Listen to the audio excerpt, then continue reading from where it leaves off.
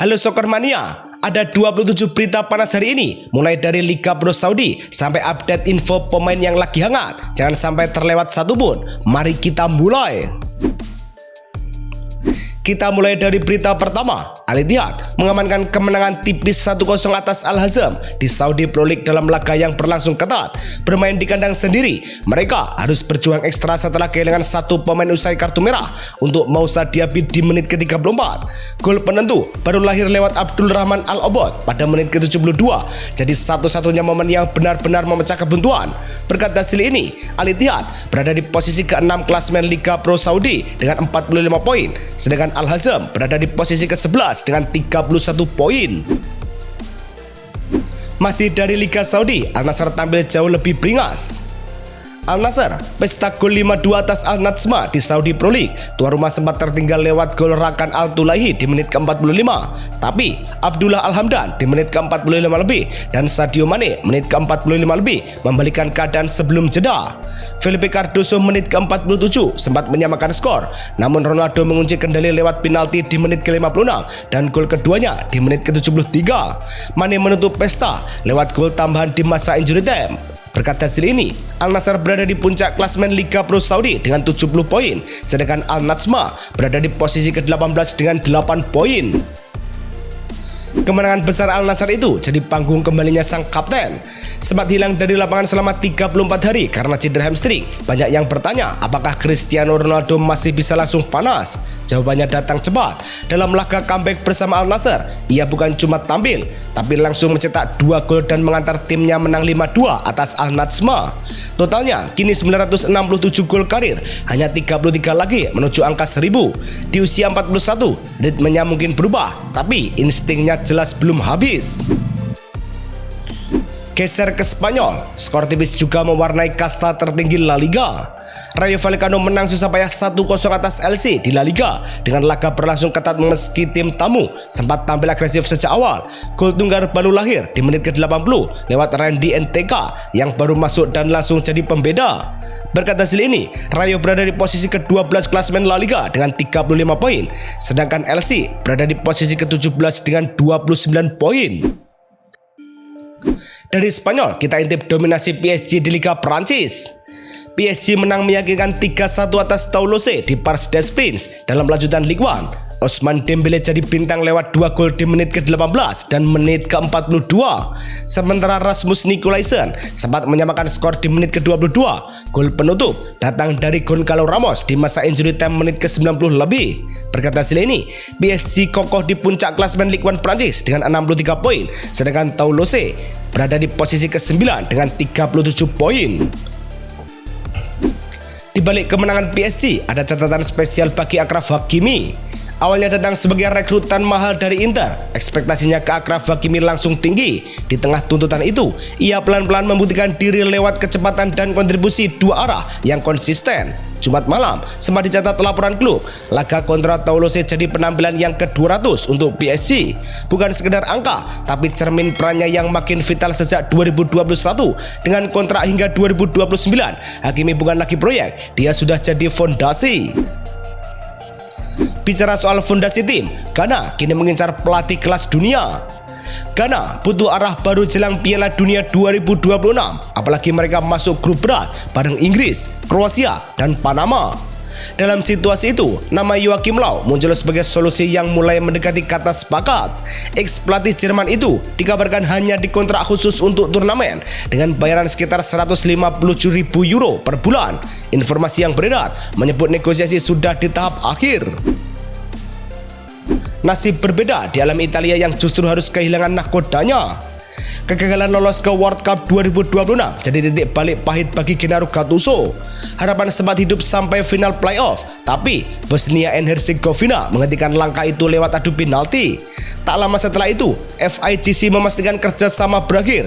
Gattuso yang baru setahun memimpin Italia memilih mundur sambil mengakui target tak tercapai.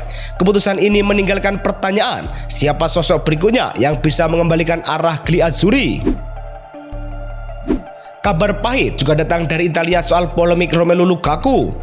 Situasi mulai panas saat Romelu Lukaku memilih tetap di Belgia dan menunda kembali ke latihan Napoli, bukan sekedar pemulihan cedera. Keputusan itu memicu amarah klub yang kabarnya siap menjatuhkan sanksi. Di tengah hubungan yang makin renggang, laporan La Gazzetta dello Sport menyebut Fenerbahce sudah menghubungi pihak sang striker. Situasinya mengingatkan pada kasus Victor Osimhen yang berujung hengkang. Berbeda dengan Lukaku, AC Milan justru mendapat kabar yang melegakan. Sempat bikin lubang di sisi serang, absennya Rafael Leao terasa saat Milan harus bertahan tanpa akselerasi khasnya. Ia melewatkan kemenangan 3-2 atas Torino dan juga tak ikut membela Portugal karena terganggu pangkal paha.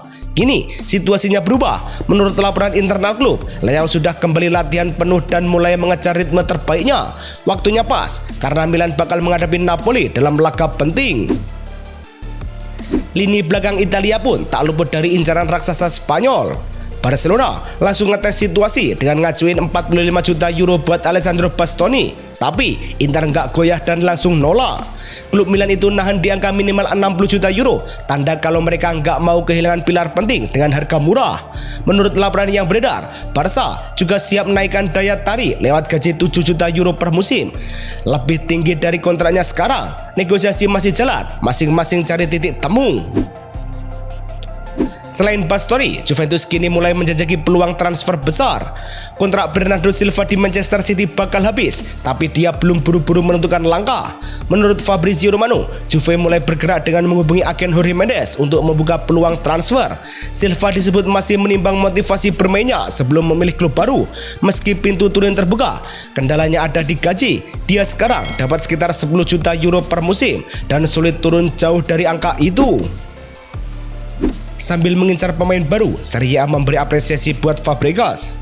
Sepanjang Maret, Como tampil tajam dan efisien, meraih 3 kemenangan penting, meneguk Cagliari dan Roma dengan skor identik 2-1, lalu mengejar Pisa 5-0. Catatan itu seperti dirilis situs resmi Serie A, jadi dasar Cesc Fabregas dinobatkan sebagai Coach of the Month. Penghargaan akan diberikan jelang laga lawan Inter. Melihat progres ini, Como bukan lagi sekedar tim pelengkap, tapi ancaman serius. Dari pelatih berprestasi, kita lihat back yang sedang naik daun. Ada ironi di Oscar Mingueza saat performnya lagi stabil, justru masa depannya di Celta Vigo mendekati garis akhir. Kontraknya habis akhir Juni dan menurut laporan Marca, ia tak akan memperpanjang. Padahal musim ini dia jadi andalan. 36 laga aktif, bantu serangan dengan 6 assist dari sisi kanan. Situasinya berubah cepat ketika ketertarikan mulai datang, termasuk dari Juventus. Klub besar melihat nilai dalam konsistensinya. Soal konsistensi, Antoine Griezmann kembali membuktikan kelasnya di Atletico. Awalnya, keraguan sempat muncul saat usia Antoine Griezmann sudah menyentuh 35. Ritme padat dan tuntutan tinggi bikin banyak yang bertanya, masih bisa jadi pembeda? Jawabannya datang sepanjang Maret lewat voting fans yang diumumkan situs resmi Atletico Madrid. Ia terpilih sebagai pemain terbaik bulan ini. 6 laga dilalui dengan 2 gol dan 1 assist. Bukan angka spektakuler, tapi konsisten. Di bawah arahan Diego Simeone, perannya tetap vital. Sayangnya, performa Griezmann terganjal badai cedera yang menimparkan setimnya. Situasi jadi rumit buat Atletico Madrid jelang duel lawan Barcelona. Bukan cuma 1-2 pemain, mereka harus kehilangan 5 nama penting sekaligus. Pablo Barrios dan Johnny Cardoso tumbang karena cedera, disusul Marc Bubil dan Mendoza di lini belakang. Marcos Llorente pun tak bisa ikut karena skorsing. Di konferensi pers, Diego Simeone sempat memberi kabar cukup menenangkan. Namun, waktu tak berpihak, laga besar ini datang terlalu cepat. Menjelang duel besar itu, Robert Lewandowski justru disarankan menyusul Griezmann. Situasi Robert Lewandowski di FC Barcelona mulai tak nyaman saat kontraknya mendekati akhir dan opsi perpanjangan justru dikaitkan dengan pemotongan gaji. Di tengah ketidakpastian itu, Zbigniew Boynek dalam wawancara dengan La Gazzetta dello Sport menyebut Lewandowski seperti diarahkan keluar. Ia menawarkan solusi pindah ke Juventus untuk 2 musim kompetitif. Dengan kondisi fisik yang masih prima di usia 37, langkah ini terasa masuk akal. Dari polemik Barca, kita bergeser ke ketegasan internal di Chelsea. Situasi mulai panas soal Enzo Fernandez kehilangan kontrol, dari performa menurun sampai meluapkan emosi ke rekan setim. Puncaknya terjadi usai blunder Phil Jorgensen lawan Paris Saint-Germain. Ketika bola dilempar dan kritik dilontarkan terbuka, pelatih Liam Ross Senior langsung ambil sikap. Skor 2 laga. Menurut laporan Ben Jacobs, manajemen Chelsea berdiri di belakang keputusan itu demi menjaga standar profesional. Meski sedang disanksi, Chelsea tetap mematok harga selangit untuk Enzo. Situasi sempat memanas ketika Enzo Fernandez disadangkan 2 laga usai komentarnya soal masa depan. Apalagi namanya dikaitkan dengan Real Madrid. Dari situ muncul spekulasi apakah Chelsea siap melepasnya. Tapi menurut laporan Sky Sport, klub langsung memberi sinyal tegas. Enzo tidak dijual, kontrak panjang sampai 2032 jadi tameng utama. Ditambah bandrol di atas 100 juta pound sterling. Jika Chelsea bermasalah dengan disiplin, Arsenal pusing karena badai cedera. Situasinya tidak lagi ideal buat Arsenal jelang duel FA Cup melawan Southampton sampai 10 pemain inti absen dari sesi latihan terakhir. Nama-nama seperti Declan Rice, Bukayo Saka, sampai Martin Odegaard tak terlihat di lapangan. Dalam konferensi pers, Mikel Arteta memastikan Eberechi Eze dan Piero Hincapié benar-benar absen. Tapi ada sedikit harapan buat Odegaard dan Jurriën Timber. Kabar dari sang manajer juga menyebut cedera Noni Madueke tidak separah dugaan awal. Sementara Arsenal dilanda krisis pemain, Liverpool fokus pada masa depan pelatih. Tekanan mulai mengarah ke Arne Slot setelah Liverpool tercecer di posisi kelima dan menelan 10 kekalahan Liga musim ini. Isu pergantian pelatih pun makin liar, apalagi Xabi Alonso ikut diseret. Tapi arah cerita berubah. Menurut laporan James Pearce di The Athletic, Fenway Sport Group justru turun tangan meredam situasi. Mereka menegaskan Slot tidak sedang diuji dan tak ada target khusus yang menentukan nasibnya musim panas nanti. Dukungan manajemen sangat krusial saat Alisson dipastikan masih menepi. Situasi jadi rumit buat Liverpool jelang laga Paris Saint-Germain. Alisson Becker ternyata belum siap turun. Padahal laga ini butuh pengalaman dan ketenangan di bawah Mister Arne Slot memastikan kondisi kiper Brasil itu terus membaik. Tapi belum cukup aman untuk dipaksakan. Targetnya jelas, kembali di akhir musim. Di sisi lain, Jeremy Frimpong sudah mulai latihan bareng tim meski belum siap menghadapi jadwal padat. Tak cuma soal kiper, posisi Federico Chiesa juga kian terpojok. Musim belum selesai, tapi posisi Federico Chiesa di Liverpool sudah mulai goyah. Mini menit bermain di bawah Arne Slot bikin namanya makin tenggelam dari rotasi utama. Situasinya makin rumit setelah ia mundur dari skuad Italia untuk playoff Piala Dunia. Meski Slot bilang Chiesa sudah kembali latihan dan siap lawan Manchester City di FA Cup, peluangnya tetap tipis. Laporan yang beredar menyebut klub siap melepasnya. Dengan kembali ke Italia terasa seperti jalan paling masuk akal buat menghidupkan lagi karirnya. Berbanding terbalik dengan Chiesa, Aaron Ramsdale justru jadi pahlawan Newcastle. Situasi makin rumit saat Newcastle United kehilangan 1 pemain dan skor masih 1-1. Dalam tekanan itu, Aaron Ramsdale justru menciptakan momen pembeda. Tembakan keras Joshua Zirkzee mengarah ke sudut tapi ditepis dengan refleks cepat ke kiri. Momen itu seperti dirilis Premier League akhirnya dinobatkan sebagai Save of the Moon edisi Maret. Ramsdale mengalahkan deretan kiper top dari David Raya hingga Emiliano Martinez. Selain penyelamatan hebat, aksi individu Will Osula juga menyabet penghargaan. Awalnya cuma momen singkat di penghujung laga, tapi dampaknya melebar jauh. Will Osula masuk sebagai pemain pengganti, lalu mencuri perhatian lewat satu aksi berani. Dalam laporan resmi Premier League, golnya ke gawang Manchester United dipilih jadi yang terbaik sepanjang Maret. Lari cepat dari kanan, potong ke dalam, lalu tembakan melengkung yang tak bisa dijangkau Saint Lamans jadi pembeda mengungguli beberapa kandidat lain. Bicara soal Manchester United, sang kapten lawan justru terpilih jadi yang terbaik. Di tengah ritme tim yang belum stabil, kapten asal Portugal itu justru tampil tajam sepanjang Maret. Menurut rilis resmi Premier League, ia mengemas 2 gol dan 4 assist dari 4 laga, cukup untuk mengantarkannya menyabet Player of the Moon. Catatan asisnya kini menyentuh 16, melewati rekor David Beckham.